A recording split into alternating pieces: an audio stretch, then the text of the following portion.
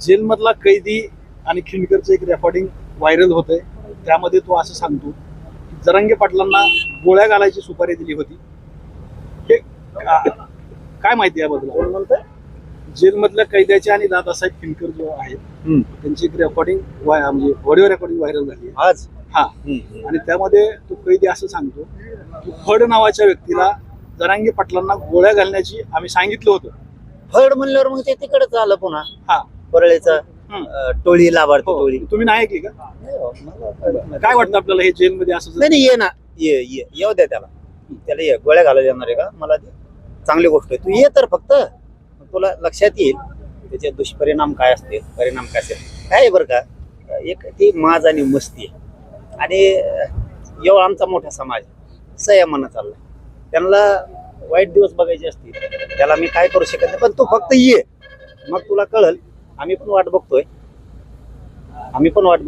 तू ये, तुला त्या दिवसचा दिवस दिसल कसा असतो राज्यातला.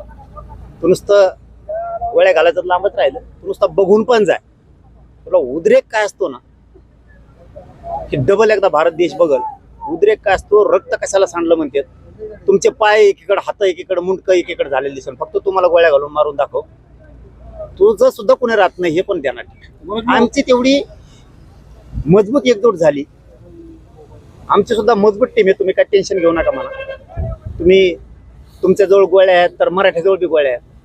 तुमजवळ जे काय आहे ते आमच्याकडे सुद्धा मराठ्यांकडे आहे. आमच्याकडे बी कुऱ्हाडी आहेत ना. तुम्ही जर आमचे लोक मारणार असलात गोळ्या घालून, आमच्याजवळ कुऱ्हाडी आहेत, कोयते आहेत, सगळं आहे आमच्या लोकांकडे सुद्धा. तू फक्त समोर ये, तुला त्या दिवशी कळत. तुझ्या लाभार्थी टोळीचा मोरख्या बी जिथं सापडून तिथं मरतोय का नाही बघ म्हणा. जिथं सापडून तिथं, मुंबईत सापडू दे, तो पुण्यात सापडू दे, तो संभाजीनगरला सापडू दे, बीडात सापडू दे, तुकडेच त्याचे बी त्या दिवशी. आणि ते बी मराठीच करून दाखवणार तुम्हाला.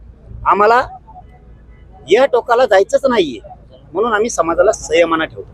पण तुमच्या वारंवार तीच जर माजन मस्ती असेल ना, तुम्ही मराठी एवढे सोपे समजू नका. बियाला सुद्धा राहणार नाही. बियाला हात तर टाकून बघा माझ्या अंगावरती, त्या दिवसाचा उद्रेक तुम्हाला कळन. पाय कुंकड असतं, मुंडकं कुंकड असतं, गोळा करायला कोणीच नसतं.